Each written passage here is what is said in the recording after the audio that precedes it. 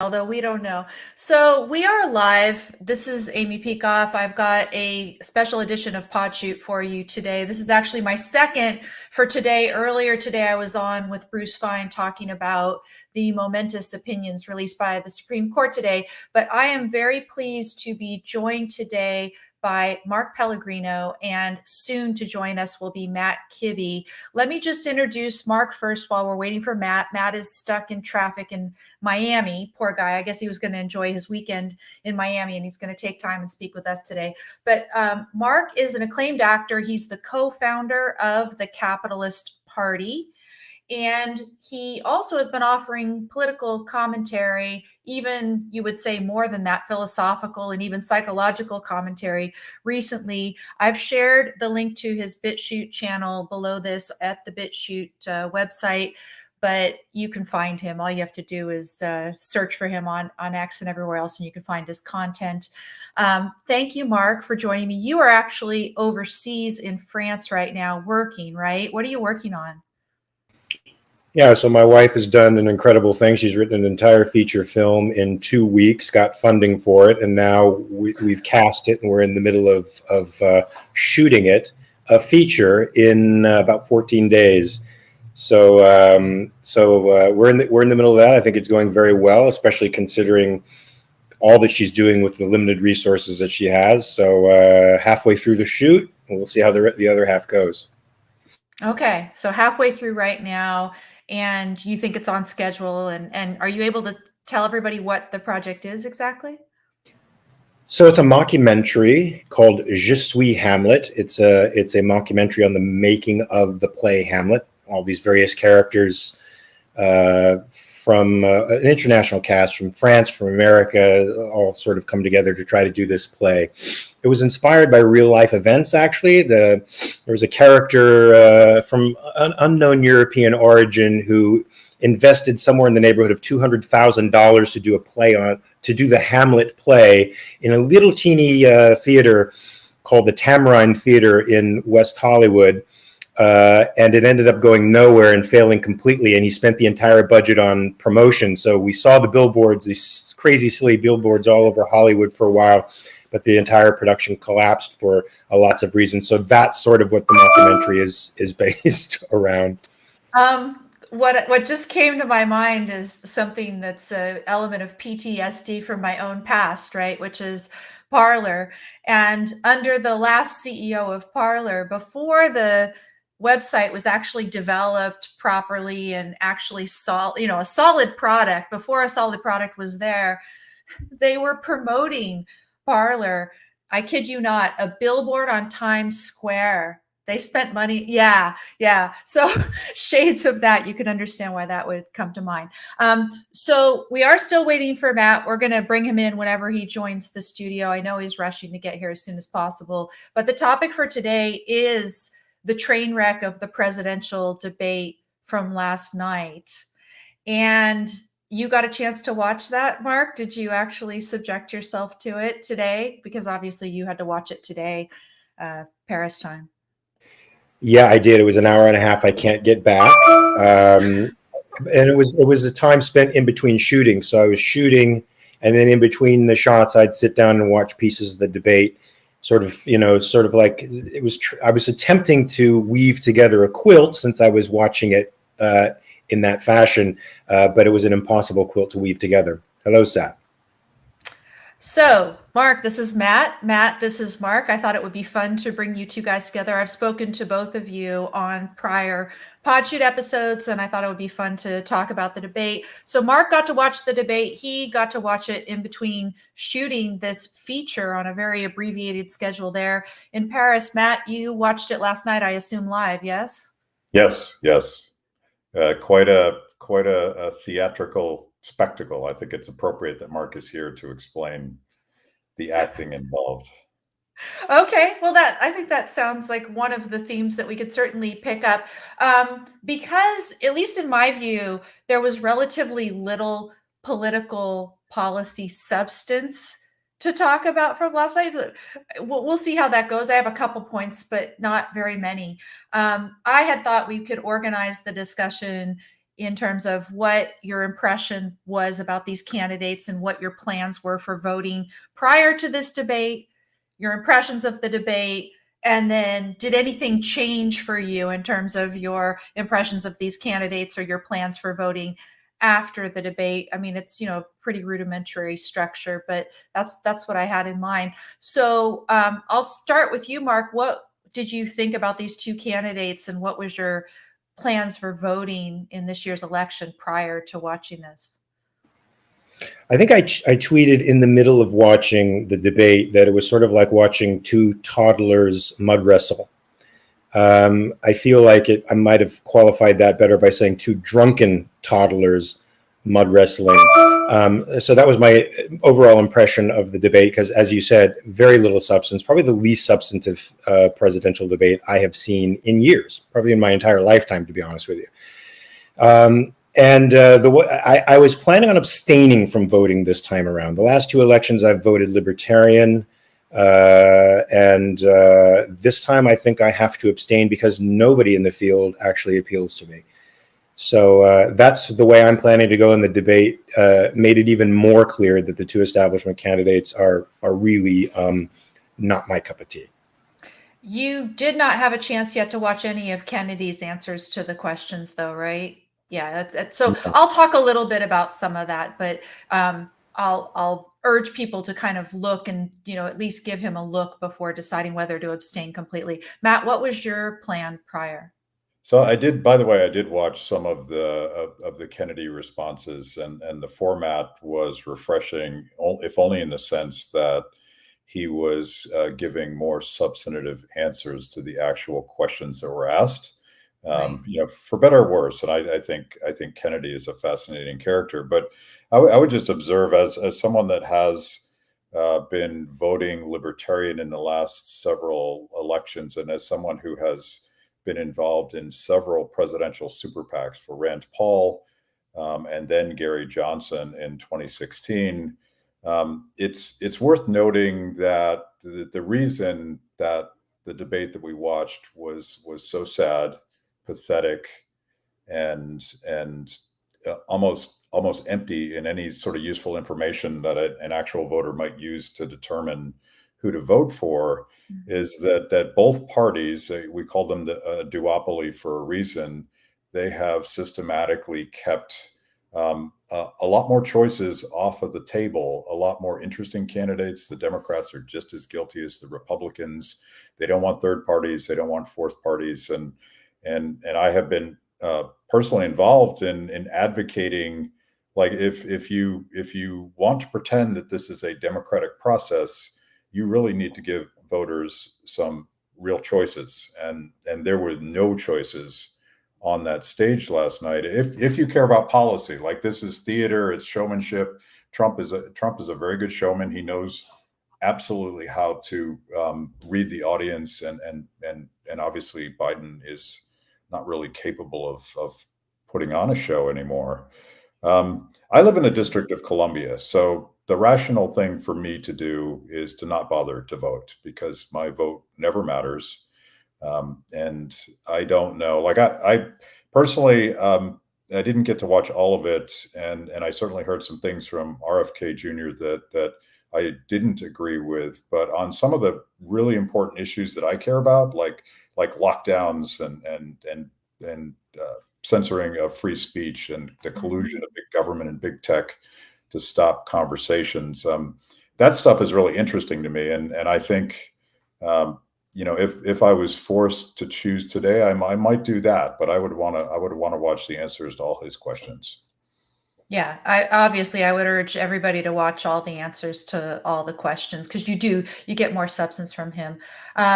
So as for me, my prior impression going into the debate was, just to ask the question, would Biden last for the entire 90 minutes? I wasn't even clear that that was going to happen. And it turned out that many people agreed with me. He did physically remain there for the entire debate. He did actually utter a lot of policy points. They just weren't put together, they weren't put together coherently. And it was very difficult to watch. So it wasn't that there weren't policy utterances made. It's just that the debate itself didn't turn on policy at all. It turned on how much we felt bad for Biden even standing there and trying to put on this kind of show, right? I mean, that was my impression. Yeah. And, it's one of the reasons I don't have very many politicians on my show was on full display last night. And there was Biden, I don't think, said anything that wasn't a rehearsed talking point. And to the extent that he could get them out, they were either more or less coherent. Trump doesn't do talking points, but he very much stays on message. And you kept seeing him going back to the things that he wanted to convey in that. One thing that would be interesting, there's a Tech Bro podcast, quite big and popular, that Trump spent a couple hours on last week called All In. And it's fascinating to watch Trump actually answer policy questions, which he did more so in that conversation. But there was none of that last night. It was a performance. Would you recommend people watch that they would somehow have a better impression of Trump? Because personally, I'm not much of a Trump fan. Yeah, I mean, you would see him talking about policy. The question with Trump always is he telling you what he actually thinks, or is he sort of doing like opinion arbitrage to see if he can say the thing that you want to say so that you respond in the way that he wants you to respond. I don't like, how much stake do you want to put in, well, any politician, but I feel like both of these guys, if they're going to tell you something, I don't know, you have to decide whether or not it's a meaningful data point. Right. Mark, you were going to add something. I don't remember at this point what it was. I did want to jump in there, but now I don't remember what the point was. I'm sorry. No, I should have grabbed you when you unmuted. So, in terms of policy, did you get struck by anything that was said, Mark, at all, where you learned anything about the positions of these two candidates, that you had a question, you said, okay, he said something that's false, or whatever? Did anything strike you about the substance of what those guys said last week? There was false stuff going on all the time. I didn't have time to fact check everything everybody said, but they were lying through their teeth most of the time. What particularly struck me, though, was how we've devolved from a representative republic to a spoils system democracy, because both guys were up there selling political patronage to their constituents, and that's nothing more than buying votes by stealing stuff from other people. And it was a fairly despicable display, a shameless display of that kind of patronage. It thoroughly disgusted me and made me really hungry for a person of principles to stand up there, because I really think if RFK is the guy, Junior is the guy that has the principles, he'd be a very powerful opponent. A guy up there who's rational and principled will slaughter those two. We'll slaughter them. They'll get the attention of the people. I think the people are starved for political principles right now. But they won't let him debate with them. That's the thing that's, to me, so criminal. I would have loved to have seen him jump in. Yeah. Didn't he get the required number of signatures to qualify for a national debate? So it's debatable. Yeah. So I can tell you about this as someone, again, I did a libertarian super PAC for Gary Johnson, and by historical standards, Gary very much would have qualified to be on that debate stage. What has happened in the past, it's a little bit different this time, because the two parties negotiated directly with CNN, and they kept moving the goalposts so that RFK just couldn't qualify, because he is polling at around 15%, which is an incredibly high bar for a candidate to clear. I think when Ross Perot made the debate stage, he was polling at something far less than that at the time. Mm-hmm. And ever since Ross Perot sort of blew up the calculus in that election against George H.W. Bush, that it was Clinton, right? Mm-hmm. Yeah, ancient history now. they keep changing the rules and raising the bars. And if they say 15% and RFK is actually getting 15%, they're like, well, no, we meant that poll, not this poll. Exactly. And he is easily going to qualify. He's registered to be on the ballot. It looks like he's going to be on most states, but a lot of those states hadn't confirmed his ballot access. So lots of games were played. But if RFK can't get on the stage, honestly, nobody will ever get on the stage, because you're never, like most candidates are not going to have the stature and the name ID to ever compete with the party's chosen ones. And you could even go back to the primaries and look at the way that, I was a sort of a Tea Party Liberty Republican before I went to the Libertarian Party. Again, trying to find a space for my ideas and values. The Republican Party did a tremendous amount of work disenfranchising the Ron Paul delegation, disenfranchising the Tea Party candidates at the convention. And the Democrats have done the same thing, first with Bernie Sanders and then with Tulsi Gabbard. For the Democratic Party, they're the most undemocratic institution that I have ever seen. They've always been that way. It's nothing new. They've always been that way. You named those two, Bernie Sanders, Tulsi Gabbard. Were there other people during this election cycle who you thought were treated unfairly by the uniparty, as people would call them, either of these two parties, and kept out of serious contention?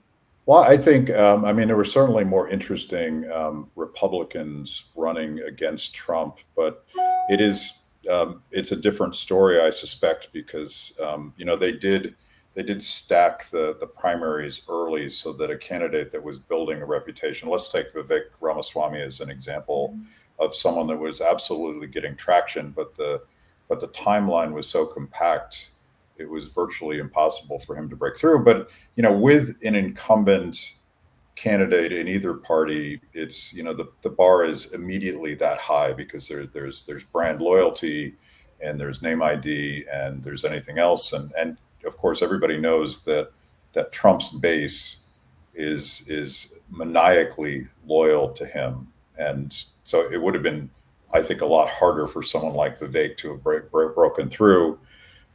So in this cycle, I think the Democrats are more guilty of really kneecapping Tulsi Gabbard and in collusion with tech companies, and she's got a very legitimate claim that that famous moment where she challenged Kamala Harris and really sort of took the bark off of her about criminal justice reform. That was her moment, but when you went to try to find her, you couldn't. So there was a lot of shenanigans going on. Anyone for you, Mark, that you were watching that you thought was kept out unfairly? Early on, I sort of liked a lot of the things that Vivek was saying. I thought he had a lot of potential. He and I also did a woke capitalism video together, not in the same studio together, but definitely talking about capitalism. And he seems to understand economic principles better than any of the other candidates. And I like that he was fearless, but also not alienating the Trump base, which he understood he needed. It showed a political savvy that I don't think the other guys had. I've been disappointed in the Republicans in general because I got the sense a couple of years ago, reading the New York Post, that they were starting to align themselves against Trump. They understood he was an albatross around their neck, and it seemed like they were going to start looking in other directions. And the way they so quickly fell in line behind him as the principal candidate was a little frightening.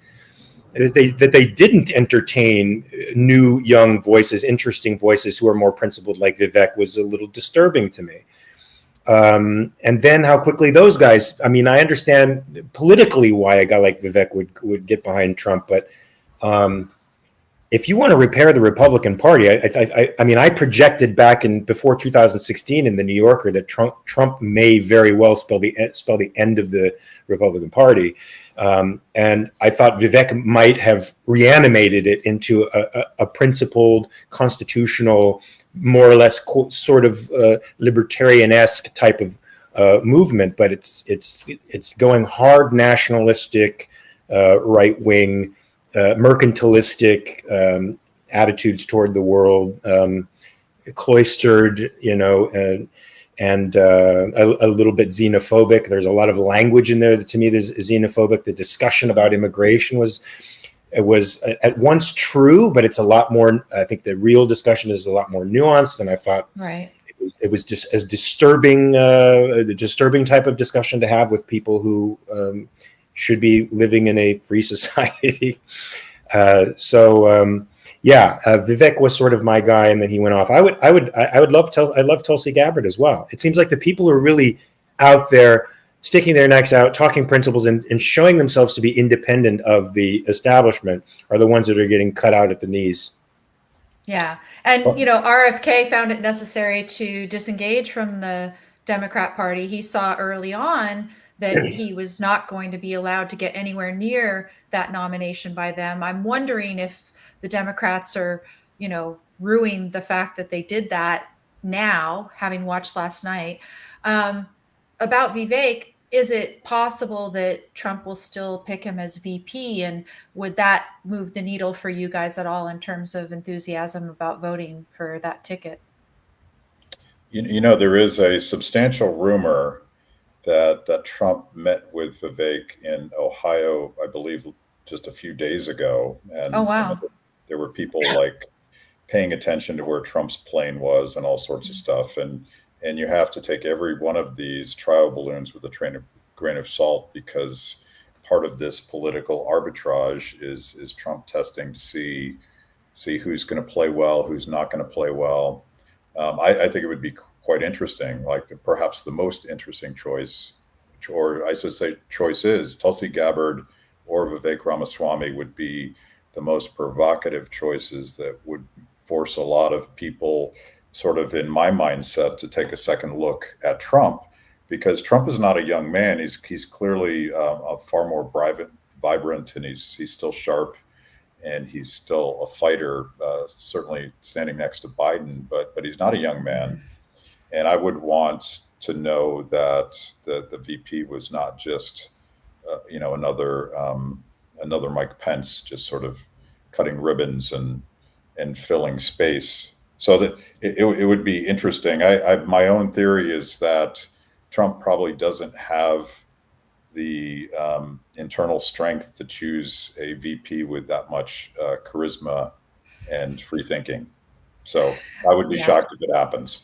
Because it will pull focus from him. I mean, he is very much a narcissist, and to have a VP that's more charismatic than him would be a very disturbing. It just has better answers to every question, right? So Vivek has excellent answers, some of which Trump has stolen blatantly. When Trump says what his ideal prescription is for preserving election integrity, it's just copied directly from what Vivek has tweeted many, many times, single day elections and paper ballots and blah, blah, blah, blah, blah. And he steals shamelessly. I think if the electorate really wants to hear, because nobody feels a lot of conservatives that I hear, some of them are full on Trumpers. So it's you can take their opinion with a grain of salt, but they vote and they have an impact in the world, and they really feel that 2020 was the last election we're actually going to have. I feel like 2024 is going to be a very precarious place for us to be. And Vivek was saying things like that, that one day paper ballots, things that people feel I don't know whether that's actually true or not, but it makes them feel like the election process is actually more in their hands. And they need to be more secure. Yeah. No, but no, I think you're right that he, he's unlikely to choose Vivek because it pulls attention away from him. Either, again, charisma perhaps, but just certainly on pure work ethic and debate skills and solid policy prescriptions. I think if he chose RFK as a running mate, that would also bring in a bunch of people to reconsider as well. But it would also show similar type of strength. I mean, RFK has been such a vocal critic of Trump, particularly about his COVID policies, right? So it would take a lot of strength on Trump's part to choose either of them. What about the Tulsi Gabbard pick, though? Do you think that he would be intimidated from choosing her? I think it's the same problem because she has a very powerful presence. She's very sharp, and I think she was just on my show, and I think she clearly is interested in the job. And she has all but become, I mean, she's technically an independent, but for all practical purposes, she's part of the conservative, Republican, anti-authoritarian, whatever that moving thing is that Vivek is part of. She's part of that as well. I mean, I'm sure the political poobahs are thinking about checking boxes. And having a woman on the ticket is probably one of the boxes they would love to check. But the question is Trump strong enough to choose someone that strong? It would be different if he did. And that would certainly make me just have second thoughts about abstaining, because I like her a lot. There's a few things, of course, she says I don't like because they skew left, but she certainly has shown herself to be a strong-minded, independent thinker, and it's made her a political independent, an outcast with the left. And there's a part of me that just thinks that's a triumph in and of itself to succeed even when you're against that tremendous cultural force of the left. And she's so powerful and charismatic. She's great looking. I mean, she's the full package. I think it would really spice up his ticket a lot. He could use that. I mean, for me, the hour and a half of watching him go around and round and round in circles and repeat himself endlessly, even though he's hitting all the points that his base needs to hear. He's throwing out red meat to his constituents. It's still his style does not bespeak a statesman to me. Hers does. Right. And, I am going to talk about a couple substantive points here in a second. I'm offering links to people over at the BitChute chat if they want to join over there and add some questions in. We have the new BitChute user interface is up today. We have the Rant Rave box live and functional over there. So if you guys are having questions or comments and you want to put them, go ahead and do that. I just shared the link to somebody, and it's of course been shared a lot on Twitter. So if you want to put those in the box. For people who have already put questions and comments in the Rant Rave box, I apologize. I hesitate to scroll within it and try to go back up. I'm having a bit of an issue doing that. So if there's something that I've missed, go ahead and put it in the box again if there's a question that you have for Mark or Matt. Okay, so in terms of my two substantive points that I took from that, well, actually, there's three. One is, I think we talk about this before, that Trump should have stated explicitly that he would accept the results of the election, instead of saying, oh, well, I'll accept it if I believe it was fair. And they even gave him an out, which is after you've exhausted all legal challenges, saying, yes, if you believe that there was a problem with the way that the election was conducted, go to court, prove your case in court, right? Exhaust all of those. And then if you lose, I mean, we are in a society based on rule of law and peaceful transition of power. He should at least do that, given the concerns about January 6th that were raised. On substance, one of the things that Biden said with respect to abortion, I had a big question about. He vowed to bring back Roe versus Wade. If you heard that, I don't know if you heard that last night. And I asked Bruce Fine this morning, who's my legal commentator, we've been commenting on the Supreme Court, et cetera, whether that's even possible. And judicially, no, it's not going to be possible to bring back Roe versus Wade. I don't think there's a good argument anyway. It was I think, poorly reasoned decision. I agree that a woman should have a right to choose an abortion, but I think the pragmatist penumbras of privacy around the Fourth Amendment or whatever, that whole rationale of Roe versus Wade was shaky from the start. And the Dobbs position was solid. Even people who themselves believe that a woman should have a right to choose, such as Professor Akhil Amar from Yale, they acknowledge that the Dobbs opinion written by Alito was rightly reasoned and decided, right? So it's not coming back judicially. So what was he promising? Could he promise to perhaps enact a federal law applying to the whole country, the Roe framework, the 3-trimester framework? Um, Bruce Fine thinks that that would not be upheld as constitutional, that there's no constitutional basis for Congress to legislate a woman's right to abortion. People might disagree about that, but he was skeptical. So it was unclear to me what Biden even meant promising to bring back Roe versus Wade. That was one point. As for Trump, when they were talking about the tariffs applied to China, Trump made one very important point, that to the extent that Biden was a critic of Trump on that score, Biden himself has not repealed the Trump tariffs, and in fact, I guess is going to expand the tariffs. And so Trump, sure, he's valid in pointing that out, but at the same time, he hasn't promised to repeal them himself either. So, just saying you too to Biden about the tariffs, on the one hand, yes, you've taken away Biden's ability to argue on that point, but then neither of them are very good on that point. And, again, I do urge people to go and watch all of Kennedy's answers and decide for themselves. I know when I looked at Kennedy's BitChute channel on BitChute, if you just search Robert F. Kennedy Jr., you'll come up with his channel. They have helpfully taken little 2-minute clips from last night's Real Debate broadcast that they did and labeled them according to substantive issues. So you can just pick and choose and say, okay, I'm interested. What does he say about climate change, for example? What does he say about abortion?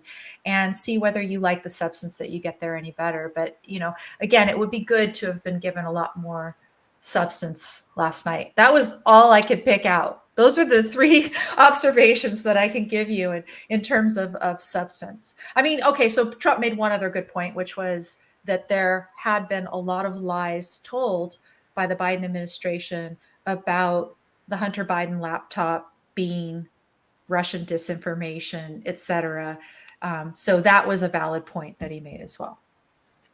So did what I say spur anything for you? Did you remember anything of substance? Well, I want to add something that was lacking, that was sort of the elephant in the room for me, which was any discussion of either administration's culpability in all of the collateral damage caused by the government reaction to the pandemic, starting with lockdowns and so few Republicans are willing to acknowledge that the banning of property owners collecting rent actually started in the Trump administration and not in the Biden administration.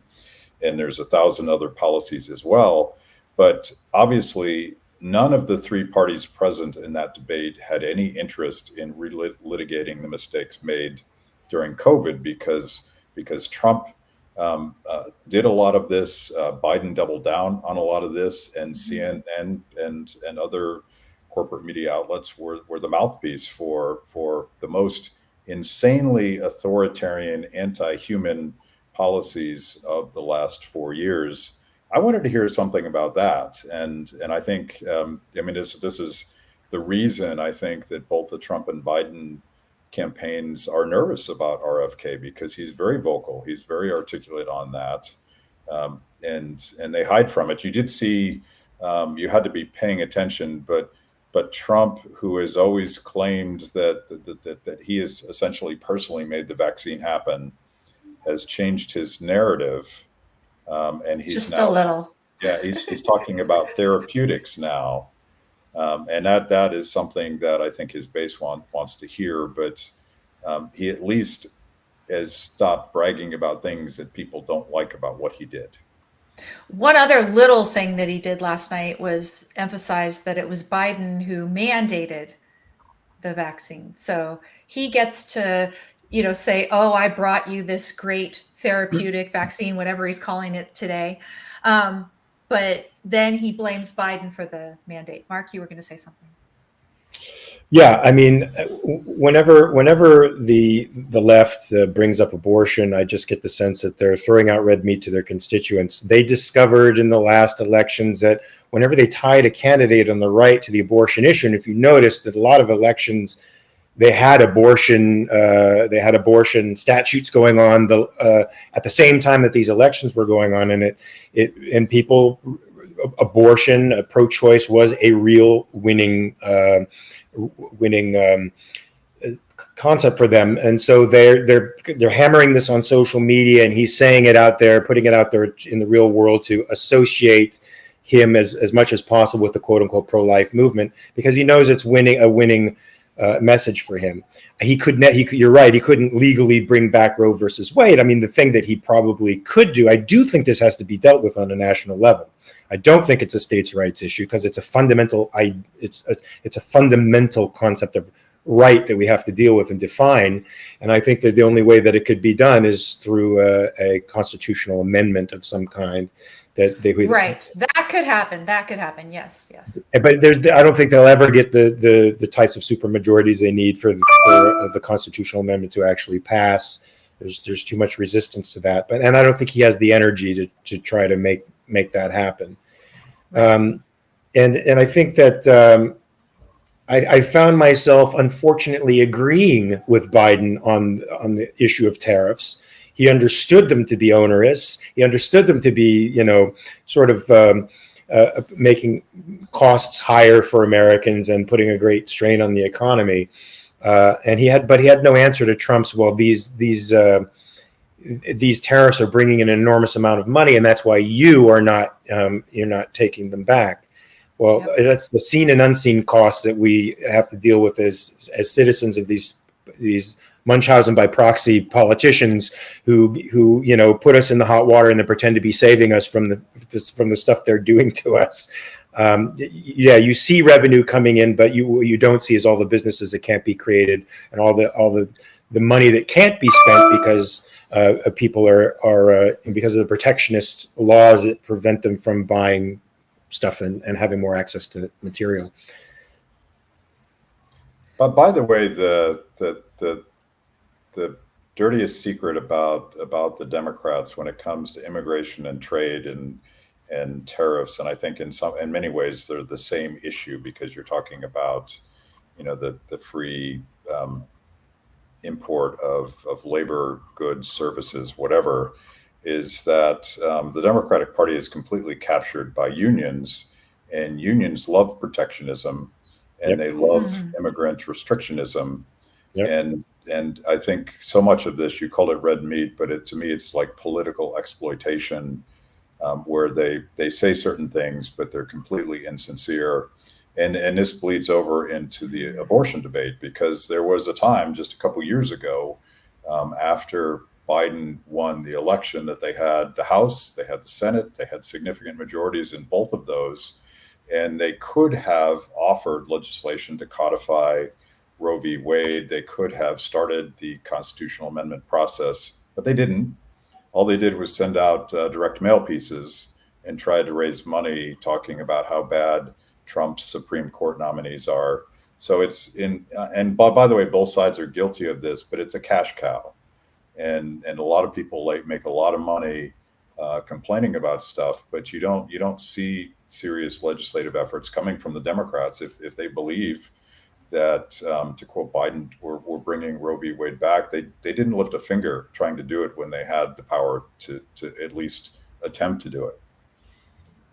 Yeah, and there's so many things that Trump didn't do that he should have done on his administration as well. It just occurred to me that one thing that I thought might have been brought up last night, but wasn't, was the Julian Assange plea deal. And I had thought that Biden might try to use it as a bragging point, that he actually allowed Assange to finally go free after he'd done his time for whatever we could think is legitimately attributable to Assange. People have debates about that, but I would say regardless of really what you thought Assange was legitimately thought guilty of, he had more than paid his time and he really needed to be let go. Of course, Biden could have done it a lot sooner and seemed to be doing it only after the U.S. sort of had its back up against the wall, because Assange's appeal had been approved by the UK High Court, they were facing probably a humiliating defeat on that appeal, perhaps, right?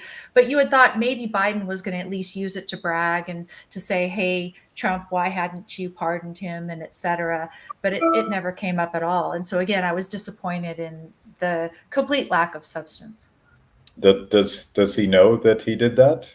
Yeah, it's a good question, right? I bet he was preparing. They were rehearsing him for at least a week or something for last night. And that was the thing. It wasn't that policy statements weren't made.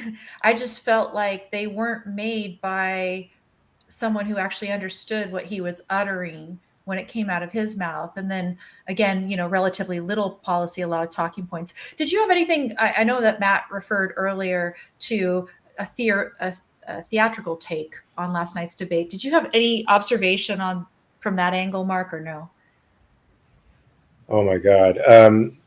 Well, I mean, political theater for me is in part the ideas that a candidate is able to articulate, and I found it anti-theatrical, if anything, because it had, as you said, no substance. It was like watching a play without a plot. It was like watching a piece of performance art. I don't quite understand what it's about. There was a lack of coherency to the narrative. There was a lot of buzzwords. There was a lot of trigger words, a lot of trigger concepts, a lot of bromides being thrown out there that the knee-jerk voter would catch on to. But there was nothing deep. I mean, we've lost philosophy and ethics and principles in politics, and we've lost them for a long time. Amy, that Rand wrote about it in the 50s and 60s, that there's no longer political principles. It's just candidates arguing about concretes, and these concretes aren't even really connected. But now they don't even argue concretes. If you notice, last night there were a ton of assertions with no concretes to back up the assertions. It was just a bunch. It was like two kids yelling at each other in the playground. I wanted to, there was a time when a politician made an assertion and then backed it up with a number of concrete so that you went, oh, okay, I can get on your page. I understand what you're talking about. But we've reduced ourselves below that level of thinking and communicating now in the political realm. And that's scary. That's super scary. I do recall that a couple of times last night, Biden wanted to say that Trump was lying. And so he would say, well, he's lying. And let me give you an example. So the structure of his response was good. But then I remember being disappointed in him actually following through and giving you a solid, concrete response after that. And that, I felt that way a lot of times, that he would begin an answer with a structure of a formulation that made you expect that you were going to get some substance, and then it would peter out, sometimes into the completely unintelligible. Yeah, it was. I mean, that was sad and embarrassing, and I was just cringing, as if it didn't seem real to me, really. And I don't know, in some ways I feel cruel even making any kind of a joke about it, but then I feel like we have to make jokes about it because we're either laughing or crying. And it's this, I had a episode with Vodka Pundit on BitChute a bit ago. It was the ethics of Schadenfreude. It came up for me again last night. People can go check that out if they want to. But what did you think of the moderators? What's your evaluation of how they did last night? I think they did better than anyone expected them to, because obviously the questions were curated by them. So a lot of the questions that I would have wanted asked were not asked, but they didn't interrupt, and they sort of kept the two candidates from stepping on each other, which has been a problem in the past. So I think it was fine, but the curation of the conversation left much to be desired. From my perspective, these are not necessarily the questions I would have asked, but I think everyone, at least right of center, was pleasantly surprised that it wasn't just a hit piece. Yeah, I was pleasantly surprised by them, of course, because I expected them to go after Trump and to be easy on Biden. They seem to be quite fair for for them. But I would say at least 70% of the questions they asked came from a presumption that the state should do this, that the president's responsibility is X, Y, Z. And I don't think that most of the things that they put on the president's shoulders should be on the president's shoulders. And I think a proper candidate would say that's not the job of the president. Job of the president isn't to raise your children, educate your children, give you health care. None of that. That's not my job. That's your job. And my job is to keep the bad guys out of your way so that you can pursue those values for yourself. I would love to hear a president say that, because they came from the statist presumption, but they were fair. And they actually tried to keep wandering guys on point. And when Trump, I don't think Trump ever directly answered a question, especially after the first or third attempt to get him to answer the question. But they kept trying to press the question so that, and some of the questions were valid. Well, I agree with Matt, not from my perspective. I'd like to hear different tilts more towards my perspective, but I was surprised that both got the same types of questions. Both were more or less dealt with in equal measure. That was a pleasant surprise for me. That'll lead into my next question in a second, but I was amazed sometimes at how much time they still had left, because they'd get asked a question and then they'd ramble for who knows how long on something else, attacking the other one or whatever, and then the moderator would come back and say, you still have X number of seconds. And it was like a huge number of seconds. Will you answer my question? So I thought that they were quite good with that. But it's funny, Mark, because, you talk about the loaded questions, and the thing that came to my mind immediately was the one loaded question about the climate disaster. But that was about the subsidy, assuming that there is a climate disaster. But I fear that I had sort of absorbed the statist context as a valid presupposition of these questions. Like, I wasn't thinking of the loaded questions in the way that you were. So thanks for making that point. So this leads in, though, the idea that they were treating both of them fair, and they were actually pretty tough on Biden. There's been some discussion and speculation around the internet that a little bit of this was orchestrated, that now it's Biden's time to be replaced. And so that some people were actually trying to set him up for this poor performance so that people could all of a sudden turn about face, which, so many commentators have now turned about face from, and actually I've got a quote from Barry Weiss, if you don't mind my reading it, about the way in which everybody has sort of turned about face with respect to Biden in the last 24 hours or so. Let me find it really quick, if you don't mind. She had an excellent little essay that she pounded out last night, I guess, like right after the debate. She says, anyone who committed the sin of using their own eyes on the 46th president was accused variously of being Trumpers, MAGA cult members who don't want American democracy to survive, ageists, or just dummies easily duped by disinformation, misinformation, fake news, and most recently, cheap fakes. You guys have probably seen the discussion about how unfair it is that Biden little video clips were caught out of context, and really he's this completely sharp as a tack guy, but everyone is just lying about him. And last night, none of them could carry on any sort of a narrative like that. And it was so do you think that was at all kind of this setup, and they're trying to now orchestrate a switch between Biden and somebody else? Do you have an idea of who they're going to try to bring in? And any of these wonderful conspiracy speculations going on around the internet right now? I would just start by saying it's not conspiratorial to point out that the Democratic Party very much rigged the system to push out any of Biden's competition very early on. It is not a conspiracy to point out that the fact that we actually had a presidential debate before the conventions where these two candidates are actually nominated is, I think, historically unprecedented. I don't recall anything like this ever happening before, but there are certain deadlines that the Democrats will have to meet. I believe that there's 30 or 40 days before the Ohio ballot is finalized. So if they actually want to be on the ballot, they're not going to be able to switch their candidate after that point. I think it very much looks like, and this goes back to the earlier thing we were talking about, this very much looks like party bosses or whoever is pulling the strings in certainly the Democratic side of the government. They don't want the voters to choose who their nominee is.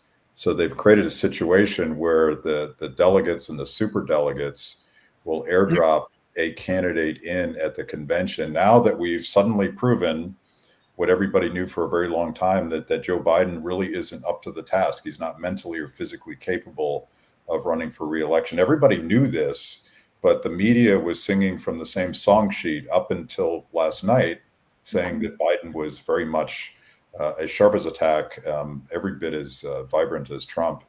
And then, magically today, everybody's saying the opposite. I don't think it was just the debate performance. I think that evidence was already there. So it looks like a rigged system, and I think it probably is.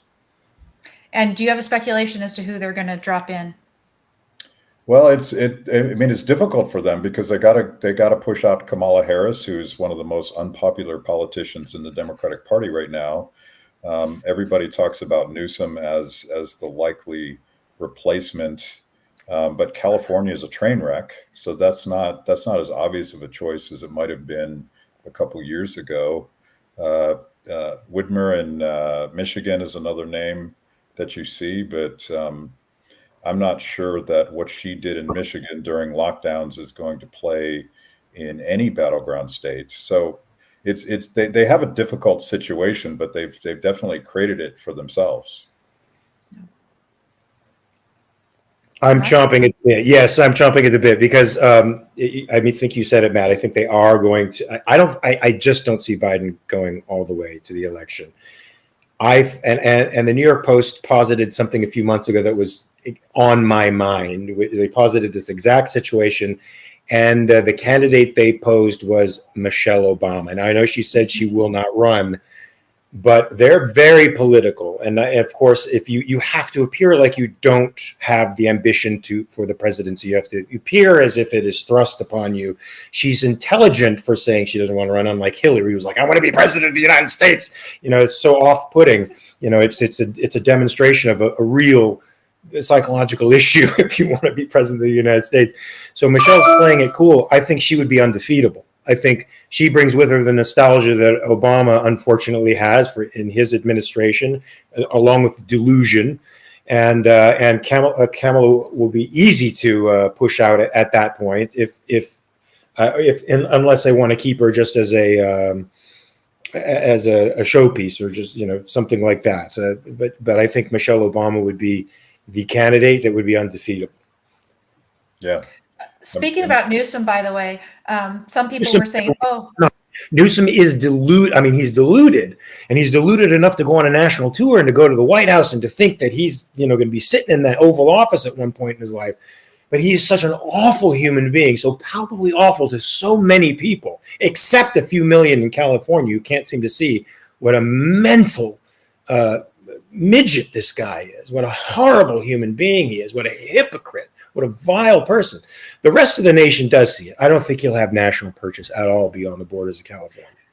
I'm going to tell you an interesting coincidence, because a lot of people have criticized Newsom using the horrible scenes in California at these homeless encampments. San Francisco in particular is just horrible. And today, the Supreme Court released this ruling in Grant's Pass, the case, that now will allow cities in California, anywhere in the Ninth Circuit, to actually enforce laws that they have against encampments and impose penalties. And so people today were speculating, oh, well, suddenly we're going to see perfectly clean streets in San Francisco that you can eat off of, and et cetera.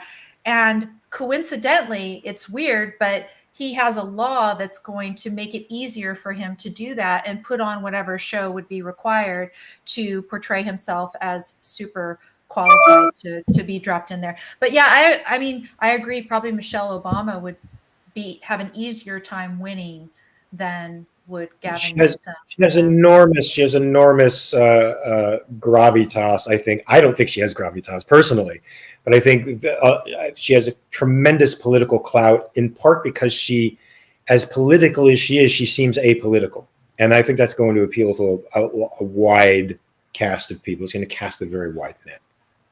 Okay. Yeah, if she wants it, like my theory that is still half baked is that she's living the life she wants right now. She's a rock star, and they're partying in the Hamptons and or Martha's Vineyard, and it's just a beautiful way to live. So why would she give that up to do this? But she does not have the political baggage. I mean, she should, but she doesn't, and she would be a perfect person to airdrop in. Very late in the process, it would be hard to pick her apart. So I'm sure she's number one on their list if they can get her to do it. I think they're going to do that. I think they're going to do something like that. I really do. Okay. That reminded me the last that you said, that she's happy in Martha's Vineyard and et cetera. Vivek, in the last 24 hours or so, I guess 16 or so, he has made the point that he thought it was very good of Trump, and it came across as very authentic, that Trump said he really didn't want to be president, but he felt like he had to because Biden was doing such a bad job. He really wishes that to me, I'm sorry, Vivek, there's a lot of things I love about you, but I did not agree at all that came across as authentic, right? I would believe it more from a Michelle Obama than I would from a Trump, unfortunately. So we'll see how your predictions turn out. And I think generally we're all on the same page. I guess we should have disagreed more and really should have fought a bit more. But I thank you, because again, the two of you have brought in points that I wouldn't have necessarily thought of myself. And, again, I see myself absorbing some of the bad context that's out there. It's really difficult to do what Ayn Rand used to call double entry bookkeeping, where you try to keep your mind thinking in, a proper order in terms of fundamentals, and you're having to absorb the context of people around you in order to engage with them, and you allow it to seep in. So thank you very much for that. In the last couple minutes that we have, either of you tell me what you want to plug and tell people to go find you and et cetera. I know, Matt, we've talked about your docuseries, The Cover Up. What else would you have going on? So we're about to release a new documentary that we've been working on for several years about a Cuban-born artist who escaped Castro to find his free life in Miami, Florida. That's one of the reasons I'm in Miami right now. And it's a story about artistic integrity, and it's a story about the necessity of being a free person in order to create beautiful things. It has, I was talking to him about Ayn Rand last night, and he has never read her books before, but it's a very Randian story. And in a lot of ways, he reminds me of sort of a Howard Roark character. So I'm very excited for this movie to come out, and it's going to happen in the next month. And be sure to check out everything at freethepeople.org. All of our documentaries, all of our video series, we're constantly up to something. Excellent. And Mark, we talked a little bit about your current project that you're working on at this moment, but what else would you like to? First of all, you guys should catch season 2 of American Rust on Prime, because I think it's a good show. I think it's if you like crime drama, family drama, I think it's very good. You can always catch me for some vitriolic give and take on Twitter at Mark R. Pellegrino. And yeah, I'm doing a couple of films. Beverly Hills Cop 4 is coming out. I'm in that, so it's coming out July 3rd. Check that out. I think it's going to be a nice throwback to the original Beverly Hills Cop. I think a lot of people are going to like it. And I'm doing my reality checks. I'm doing stuff on my Patreon, where I'm exploring the intersection between philosophy and psychology. Amy, you're going to be on there soon, because Cool. you had some interesting thoughts on a couple of my shows, and I want to get your input and see what your perspective is, and we're just going to keep churning out reality checks. And I'm in the fight with Israel as well. I'm a part of the Israeli digital army. I don't know how that's going to go over with a lot of folks who are sort of in my political camp, but I'm good with it. It's exhausting, but rewarding as well in some strange way. sort of like, sparring, for an hour is sort of rewarding in a way. And that's it. So that's what I'm working on. And join me on social media. Excellent. Thank you. So I'll let you guys go. I'm going to say it live here now. If there are future debates and I want to do a repeat of this trio, is that okay with you? I'd Love love it. to. Yeah. Okay. Thank you. Excellent. I've really enjoyed this. So thank you. I hope both of you enjoy your weekends. Well deserved, it sounds like, for both of you. Thank you. You. Take Keep care, up the good- everybody. Thanks for tuning in. Peace.